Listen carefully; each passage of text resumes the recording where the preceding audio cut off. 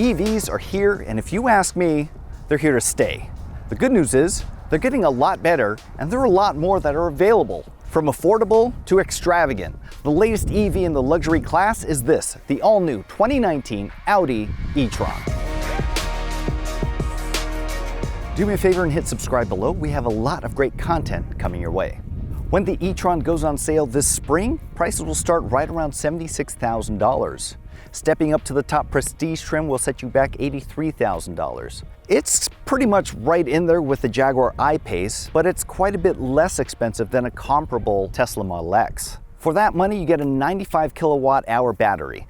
That should give you somewhere in the neighborhood of 240 miles of range. You also get 2 electric motors, one for each axle. That gives it all-wheel drive. Combined, they have an output of 400 horsepower. You also get 1,000 kilowatt hours of free charging on the Electrify America charging network. On that network, you could take advantage of the 150 kilowatt fast chargers. That will get the e-tron to 80% charge in only 30 minutes. The Electrify America network is growing, and it's soon going to challenge Tesla's supercharger network. For charging at home, the e-tron takes a standard level 2 charger. Audi has partnered with Amazon to streamline the purchase and installation of your charger. All of this adds up to a lot of potential for the e-tron to challenge the Jaguar I-Pace and Tesla Model X, as well as the upcoming Mercedes-Benz EQC. The big question is, how does it stack up? Best way to find out is to take it for a spin.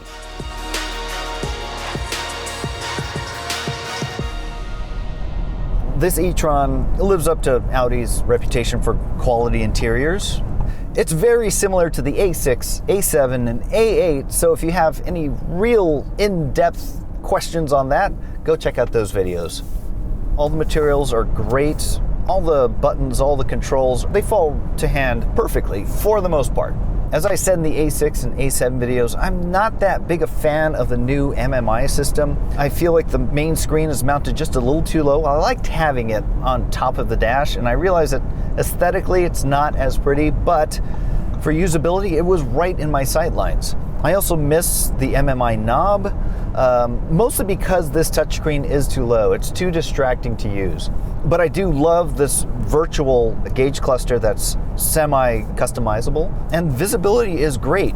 This has a head-up display as well, and you get really clear directions. As far as seat comfort goes, these are the base seats. They're cloth, and in this hot desert weather, they breathe surprisingly well. Support is, I think, appropriate for a vehicle like this. It's not too sporty, so it doesn't have super aggressive side bolsters. A good lumbar support, and that's something I really look for in cars too. Overall visibility is good. I actually think rear visibility might be a little bit better than the Q5. If not, it's the same. I'm not a fan of these virtual mirrors, and fortunately in the US, we're not gonna have to worry about that because they're not legal for use in the States. I'm sure we're gonna get just regular old mirrors that will give you all the situational awareness that you need. Another thing I really like is this new shifter. Before, they used to have that yacht handle that kind of moved as one piece. This is a new evolution on that, where only one section of it moves, and it's really cool. I like this evolution of it. As expected from anything that's SUV sized like this, there's plenty of space for me back here. I'm 5'10". This seat in front of me is set for me, and I have a wealth of footroom underneath the seat. Tons of knee room, way more than I need. And one thing I really like is the seat cushion isn't mounted so low, so I'm getting good thigh support. These seats don't recline and they don't slide, but just sitting in here, it feels good because it's at the right angle for me. I could be comfortable back here for a road trip, no problem. And just the physical space is enhanced by the feeling of spaciousness. These windows are big. This window over my shoulder helps to open it up a little more. It's not at all claustrophobic.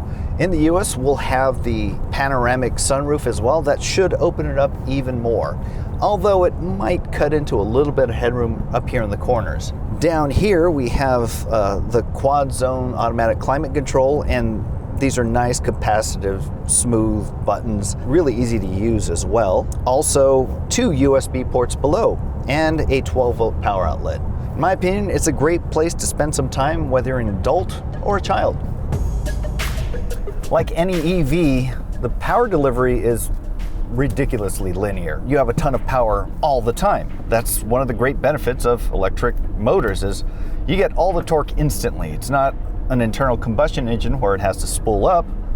Now this looks a lot like a small SUV, but it is a little bit shorter. So you get a little more sporty handling, and then you have the battery pack that's in the floor of the car, which means that your center of gravity is really low, so it handles much more like a regular car, and a sporty car at that. Now we're on some crazy twisty road here in Abu Dhabi. The scenery is fantastic too. The car feels very capable. We'll start getting into some of these S-turns. See if you can actually have fun with this car. And you can. The tires aren't even making any noise yet. The steering feels good. Like any car today, there's not a whole lot of feel or feedback to the driver anymore, but it's precise. And I'm not getting into that weird variable ratio madness where you're in a tight turn and all of a sudden it turns in even further. I'm getting a little bit of fight back from the wheel though, just because I have lane keep assist on, but also not a big deal. And even though it's an EV, the brakes feel remarkably conventional. There's not a lot of heavy liftoff and regen, but you can actually select 3 different levels of regen with the paddle shifters.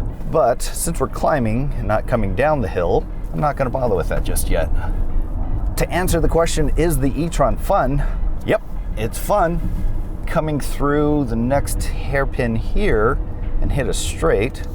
Let's see what happens when I whack that throttle. And wow, it's a really good neck stretcher. Here we go. Okay, so it's not the pin you to the seat Tesla type of power delivery, but it's still really impressive. And honestly, as much as I like insane mode on the Teslas, it's kind of useless. Most people with EV sensibilities don't want to go that fast. And honestly, the higher profile of the Tesla Model X doesn't lend itself to being tossed around on corners either. This does. When it comes to ride comfort, it's kind of hard to tell. These roads in Abu Dhabi are glassy smooth. They're all relatively new, and I don't know if I'd ever be able to find some choppy roads in this country. But it feels planted, it feels solid, it's taking care of the body roll pretty well considering it's a higher profile vehicle, but I can drive it a lot like a regular sedan. Whee! Now that I made it up the hill in record time, we're gonna go down the hill and I'm gonna mess around with that variable recuperation, which is brake regeneration. There's a few menus here where we go through efficiency assist. I went to manual and it activates these paddle shifters. And in a lot of ways, it operates a little like paddle shifters for a transmission, even though this technically doesn't have a transmission. So you have 3 levels, and what that does is it almost allows you to one pedal it down a hill. Right now, I'm actually just feet off both pedals in the highest regen mode, and I'm actually having to give it a little bit of throttle to get back out of it. But it's a nice linear engagement of the regen. It's not one of those where it just drops the anchor and tosses the parachute out as soon as you lift off the pedal. And there's not a noticeable transition between regen and using the brake pads. It's almost seamless. And that's a little rare among EVs and especially hybrids. When it comes to braking, you'll feel the nose dip a little bit, but it's still very well managed. What I find intriguing too is there's quite a bit of height difference between the different drive modes. Dynamic really slams it down to the ground to the point where it just feels like a bigger wagon. In off-road mode, it's going to lift it quite a bit. Hopefully we'll see a little bit of that later. If there's one word to describe how this drives, it's linear. Going from dead stop to accelerating hard to hitting the brakes. It's really easy to predict. It's really easy to drive. All right, I did in fact find a rough road in Abu Dhabi. We are in off-road mode, and that is also fairly unique. among these new classes of EVs. We did some light off-roading, but still, it was more than most SUV owners will ever do in the lifetime of their car. And it handled it fine. It's a fairly smart version of Audi's Quattro all-wheel drive system, and it exceeded expectations. So if you have some light trail work to do, it'll handle it. Definitely handle some deep snow and ice too. After driving this e-tron throughout Abu Dhabi, I can say I really quite enjoyed it. It's got the right amount of power. It's got the right amount of range.